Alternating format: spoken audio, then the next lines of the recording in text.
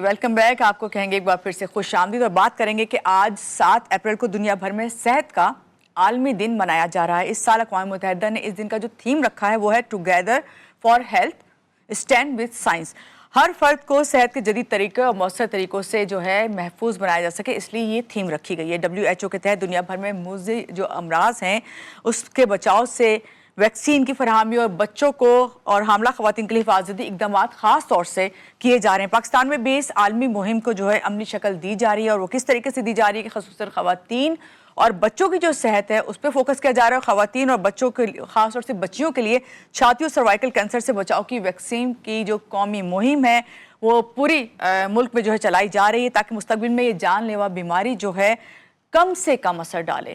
और सवाल यही है कि पाकिस्तान में जो सेहत के बुनियादी मसाइल हैं अब किस हद तक संगीन हो चुके हैं, अवाम कितनी आगाही रखते हैं, जबकि आजकल हर कोई कहता है कि डिजिटल दौर है तो डिजिटल दुनिया के साथ साथ आपको स्टैंड विद साइंस किस तरह रखना है अपने आप को, खास तौर से अपनी सेहत को लेते हुए। इस पर बात करेंगे। हमारे साथ जो गेस्ट मौजूद हैं चाहूँगी उनका तारुफ आपसे कराऊँ।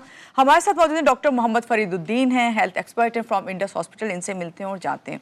अस्सलाम वालेकुम डॉक्टर साहब, कैसे हैं आप? ठीक हैं? अल्हम्दुलिल्लाह बिल्कुल खैरियत। पहले तो बहुत शुक्रिया आपने हमें ज्वाइन किया और आज ख़ास दिन के जिसके लिए कहा जा रहा है कि जो पूरी दुनिया में जो है सेहत का आलमी दिन मनाया जा रहा है, जिसमें ये कहा जा रहा है कि आप उस वक्त तक सेहत जो है नहीं हो सकती आपकी कायम जब तक आप साइंस को नहीं समझते हैं। तो चलिए यहीं से स्टार्ट करते हैं। पहले आप इसको थोड़ा सा हमें बताएं कि इस जो थीम रखी गई है इसके बारे में। देखिए, जो ये हेल्थ के हिसाब से जो ये एक थीम है ये टुगेदर विद साइंस की बात सारी सिर्फ ये कि हेल्थ उस वक्त तक के आगे नहीं जा सकता जब तक कि आप साइंस की आप मदद ना लें, ठीक है, क्योंकि हेल्थ को मेंटेन करना भी एक जो साइंस ही है, ठीक है, ओके। अब जैसे जैसे वक्त आगे बढ़ता जा रहा है साइंस ने हमें बहुत सपोर्ट दी है। अगर हम स्टार्ट करें तो वहाँ पर उस वक्त से स्टार्ट कीजिए जब ये कि पहली वैक्सीन ईजाद हुई थी, जो कि ठीक है पहली एंटीबायोटिक जो है ये के वजूद में आई थी और वो इसी तरीके से हुई थी कि जब उसके अंदर उसमें तहकीक की गई तो पता चला था। अब वक्त के साथ साथ अब ये कि जैसे जैसे जो बीमारी आती गई उसका ये कि जब वैक्सीन बननी शुरू हो गई उसके, क्योंकि हमने इलाज पर पहले हमने काम किया, अब हम इलाज से ज़्यादा अब हम उसके प्रिवेंशन पे काम कर रहे हैं। प्रिवेंशन का से ये कि बजाय इसके कि आप ये बोलें कि जी कि हम ट्रीटमेंट में हम बहुत आगे बढ़ गए हैं, अगर आप उस बीमारी को आगे बढ़ने ही ना दें, अगर आप उस बीमारी को आगे होने ही ना दें तो इससे बढ़कर और क्या बात होगी, ठीक है। जैसा कि हम सब के सामने बहुत एक जिंदा मिसाल ये कि जैसे कोविड की रही है जी। कोविड जब आया तो कोविड बिल्कुल एक नया एक चीज़ सामने आई और जिसके बारे में किसी को इसके बारे में कुछ नहीं पता था और फिर उसके बाद में कुछ अरसे के बाद में फिर उसकी एक जगह साइंस ने ही उसकी हेल्प की और फिर उसके बाद में उसकी वैक्सीन भी आई बिल्कुल। और अल्हम्दुलिल्लाह अब ये कि तकरीबन कोविड अब इस वक्त एक नापैद हो चुका है, ओके। और इसी तरीके से जो बहुत सारी ऐसी बीमारियां हैं जो कि अब तक दुनिया भर में बिल्कुल जो कि ख़त्म हो चुकी हैं, अब इस वक्त है कि उन पर काफ़ी हद तक काबू पाकिस्तान में भी पाया जा चुका है। लेकिन कुछ बीमारियां ऐसी हैं जिनको अभी तक के हम देख रहे हैं और उसकी बहुत सारी बुनियादी वजूहात हैं, बहुत सारे उसके प्रॉब्लम्स हैं। लेकिन बहरहाल साइंस ने अब इतनी तरक्की ज़रूर कर ली है कि हम काफ़ी हद तक हम जान पाए हैं कि ये बीमारियां कहाँ से आ रही हैं, इसकी क्या इंटेंसिटी है, इसका क्या इलाज है और इनका ये कि तदारुक क्या है। ठीक है डॉक्टर फरीद, अभी लोग आपसे जानना चाहेंगे जब आप अपनी बीमारियों का जिक्र कर रहे हैं तो ज़्यादा ख़तरनाक सेहत के लिए कौन से मसाइल हैं और किससे आगाही होना बहुत ज़रूरी है, जिन बीमारियों का ख़ास तौर से आप जिक्र करें अगर उन्हें हमें आप बता सकें। देखिए, हमारा जो सबसे बड़ा जो प्रॉब्लम है वो है पानी, साफ़ पानी। और आप यकीन करें कि 70-80% जो हमारी बीमारियां जो सबसे ज़्यादा जो आ रही हैं वो साफ़ पानी की बुनियाद पर है, ठीक है। और अगर आप अस्पतालों के अंदर अगर आप देख लें, एडमिशन देख लें तो ज़्यादातर या तो ये कि वो डायरिया के साथ हैं या फिर वो टाइफाइड के साथ हैं या फिर और दूसरी और पानी की बीमारियों के जो होती हैं प्रॉब्लम्स उसके साथ हैं और यही हमारा मेन एडमिशन होता है, ठीक है। अब प्रॉब्लम सारा ये है कि जब ये पेशेंट जब ये दाखिल होते हैं तो फिर ये इसके साथ में कॉम्प्लिकेशंस के साथ भी आते हैं। अब इनको हम एंटीबायोटिक्स देते हैं, सब कुछ देते हैं, लेकिन जाहिर सी बात है ये हमारा एक बर्डन ज़रूर होता है। तो सबसे पहली चीज़ तो ये है कि पानी का प्रॉब्लम है। दूसरा ये कि वैक्सीन्स का आ गई है, वैक्सीन्स की बहुत ज़्यादा ज़रूरी है। अभी भी अगर आप देखें तो बच्चों को वैक्सीनेशन लगाने का अगर हम पूरे पाकिस्तान भर के अंदर अगर हम लें तो हार्डली समझ लें कि 40 to 50% का एक सक्सेस रेट है, क्योंकि इतने लोग हैं जो कि वैक्सीन्स लगवाते हैं।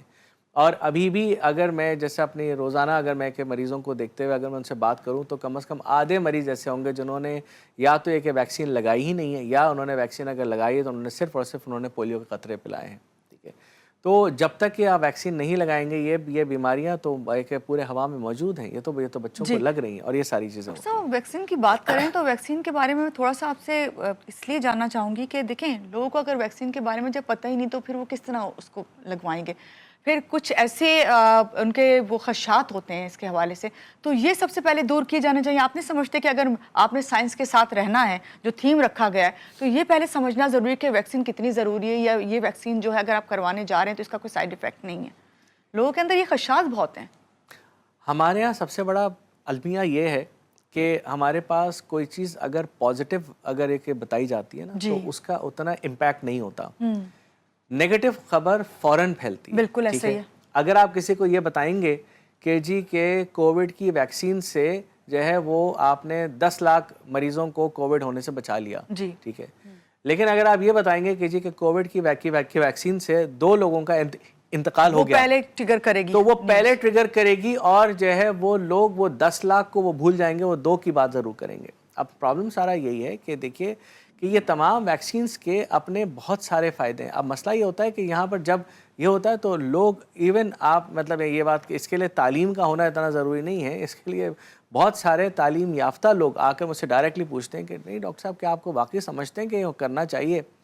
भाई देखिए, ये एक वो चीज़ है कि आप ये देखें कि इससे फ़ायदा कितनों को हुआ है और कितने लोगों को वैक्सीन लगाने से आपने कितनी बेसिक बीमारियों से बचाया है, और वो वाली बीमारियां जो कि जानलेवा भी हो सकती हैं। ठीक है, इवन जैसे कि टीबी की एक वैक्सीन लगाने के बाद में आप, ये मैं नहीं कह रहा कि आप टीबी से बिल्कुल 100% आप बच जाते हैं, लेकिन जो कि टीबी की कॉम्प्लिकेशंस हैं, जो कि वो टीबी दिमाग पे चढ़ जाती है, पूरे टीबी पूरे जिस्म में फैल जाती है, आप उससे बहुत हद तक आप बच सकते हैं। तो इसलिए ये बहुत ज़रूरी है जो कि लोगों में आगे ही होना ज़रूरी है। बच्चों और ख़ासतौर से जो ख़वातीन हैं, उनमें जो मोज़ी बीमारियां हैं, उनका बढ़ता हुआ रुझान क्यों है? देखिए, बहुत सारी चीज़ें तो सेफ़ प्रैक्टिस की हम बात करें अगर, ठीक है, अब मैं आपको इसकी एक रीसेंट मिसाल मैं अभी आपको बता दूं। हमारे हॉस्पिटल के अंदर बहुत सारे इस वक्त देखिए पेशेंट्स का एकदम से इन्फ्लक्स हुआ है, और वो किससे हुआ है? HIV एड्स के साथ, HIV के साथ हुआ है, और उसकी बुनियादी वजह एक ख़ास जगह से उनका आना है, वो मैं उसका नाम नहीं ले रहा, लेकिन वो वहाँ से आ रहे हैं जहाँ पर उनको ये कीजिए कि उनको या तो उनको सेफ़ ब्लड नहीं मिला है, या फिर उनको ये कीजिए उनको इंजेक्शन लगा दिए। क्योंकि हमारे यहाँ बहुत कॉमन है कि अगर आप किसी को अगर आप दवाई दे दें तो वो दवाई वो कहते हैं कि नहीं, दवाई से असर नहीं होगा, आप उसको आप इंजेक्शन लगाएं। अब वो इंजेक्शन किस किस्म की सिरिंज है, क्या इस्तेमाल है, कितने लोगों को इस्तेमाल हो चुकी है, आपको नहीं पता। हर कोई ऐसा नहीं इस्तेमाल कर रहा साफ सुथरी चीज़ें। बिल्कुल। और HIV के केसेस एकदम से बढ़ने शुरू हुए। खैर, हमने उसको रिपोर्ट कर दिया है, और यही एक प्रॉब्लम जो सबसे ज़्यादा आ रहा है कि ये कि हमारे यहाँ सेफ़ प्रैक्टिस नहीं हो रही है। हमारे यहाँ एंटीबायोटिक का इतना ज़्यादा इस्तेमाल होना शुरू हो गया है कि अब चाहे वो GP हो, चाहे वो कंसल्टेंट हो, चाहे वो कोई भी हो, या इवन कोई ना भी हो, कोई उसको प्रिस्क्राइब ना भी करे, अब आप जाइए और आप जाकर आपको जो भी बड़ी से बड़ी आपको एंटीबायोटिक चाहिए, आप किसी भी मेडिकल स्टोर में जाएं, विदाउट प्रिस्क्रिप्शन आप आराम से आप उधर से आप ले सकते हैं। ठीक है, जबकि दुनिया भर में ऐसा नहीं होता जब तक कि वहाँ पर प्रिस्क्राइब नहीं किया जाएगा किसी को। ये हमारे पास इधर एक इसका अगर रूल, पहली बात तो आई डोंट नो कि है कि नहीं, और अगर है भी तो इम्प्लीमेंट होता है कि नहीं होता, ये सबके सामने है। तो ये वो चीज़ें हैं कि अब अगर मुझे एक डायरिया अगर हुआ है तो मेरे लिए उसके लिए एक एंटीबायोटिक की ज़रूरत नहीं है, लेकिन अगर मैं उसके लिए बहुत बड़ी बड़ी एंटीबायोटिक्स अगर मैं अभी से ले लूँ, तो आपको क्या लगता है कि आइंदा जब वाकई खुदा ना खास्ता मुझे अगर कोई प्रॉब्लम होगा और मैं अगर जाता हूँ अगर मुझे एंटीबायोटिक को अगर मैं इस्तेमाल करता हूँ, तो क्या वो मुझ पर असर करेगी? वो असर नहीं करेगी। सही। अच्छा, अभी आपने जब जिक्र किया ना कि इसका ताल्लुक ये वैक्सीनेशन करवाने या फिर आपके हेल्थ से आगाही होना, इसका ताल्लुक तालीम से नहीं है, आपने बिल्कुल सही बात कही। क्योंकि अक्सर लोग यही बात करते हैं कि हमने ये सुना या हमने ये देखा या हमें जो है इस तरह पता चला। तो ये बताइए कि इस वक्त जो ख़ास तौर से जो तरीका इलाज चल रहे हैं, ख़ास ये जो आपने अभी खुद भी कहा कि जब डायरिया हो जाता है तो आप फ़ौरन कोशिश करते हैं कि फ़लाँ मेडिसिन खुद ही ले लें, या हॉस्पिटल जाके आप ड्रिप लगवाने का फोर्स करते हैं, इंजेक्शन से कहते हैं फौरी आपको। तो इस प्रैक्टिस से किस तरह निजात हासिल की जा सकती है? क्योंकि यही मेरा ख्याल है कि आपको मज़ीद बीमारियों की तरफ लेके जाती है। देखिए, इसके लिए ना एक बहुत बड़ा कोई चीज़ होने की ज़रूरत है। हेल्थ सिस्टम को थोड़ा सा स्ट्रांग होने की ज़रूरत है। आप दुनिया भर में आप किसी जगह पे भी चले जाएं, वहाँ पर जो सबसे ज़्यादा जो स्ट्रॉन्ग हेल्थ सिस्टम है वो ये कहिए कि GP की है, जनरल प्रैक्टिस। बिल्कुल।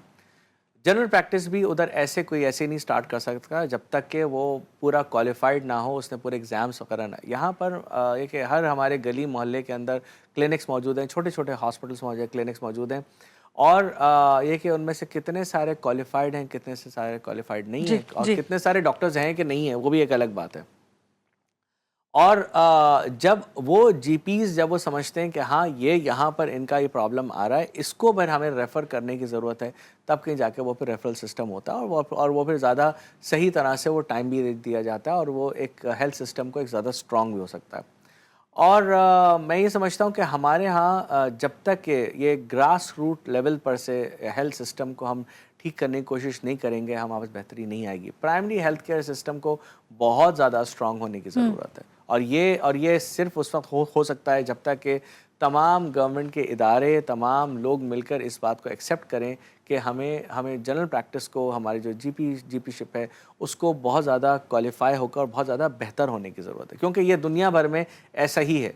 सिर्फ एक हमारे यहाँ वाहिद है कि जहाँ पर आप जिस वक्त आप जिससे जो चाहें, आपको सिंपल आपको नज़ला खांसी हो और और आपको आप पता है कंसल्टेंट इस सिलसिले में पाकिस्तान की तारीफ की जा रही होती है कि चलें पाकिस्तान में हर वक्त आपको डॉक्टर जो है अवेलेबल तो हैं, आप एक कॉल पे आपको डॉक्टर मिल जाता है। वहाँ पे तो जीपी से सबसे पहले आपको मिलना पड़ता है, और कहीं जाके फिर आपको किसी डॉक्टर से। तो इसमें तारीफ हो रही होती है कि आप एटलीस्ट यहाँ पर ट्रीटमेंट करवा लेते हैं, मगर यहाँ पे जहाँ अच्छाई है वहाँ पे कुछ ना कोई मसले मसाइल आते हैं इस तरह। डॉक्टर साहब, छाती और सर्वाइकल कैंसर की जो वैक्सीन है उसके हवाले से आपसे बात करूँगी। कौमी सतह पे इस मुहिम जो है वो हकीकी तौर पर ख़वातीन की सेहत के हवाले से जुड़ी हुई है तो की जा रही है। आप क्या समझते हैं, क्या चैलेंजेस हैं अभी भी इसमें? देखिए, हमारे यहाँ जो एक तो पहली बात तो सबसे बड़ा जो मसला है वो ये कि हमारे यहाँ लोकल डाटा बहुत कम है। ठीक है, हमारे यहाँ बहुत सारे हमारे पास केसेस जो कि कैंसर के हैं वो ये कि वो रिपोर्ट ही नहीं होते, या अगर रिपोर्ट होते भी हैं, अगर वो डॉक्टर्स के पास जा भी रहे हैं तो वो लोग उसको रिपोर्ट नहीं करते। तो इसलिए आपके पास एक एक्चुअल डाटा, पहली बात तो बहुत एक कमज़ोर डाटा है। तो जब आपके पास डाटा नहीं होगा तो आप कन्विंस नहीं कर सकते कि हमारे यहाँ कितने केसेस हमारे पास हो रहे हैं।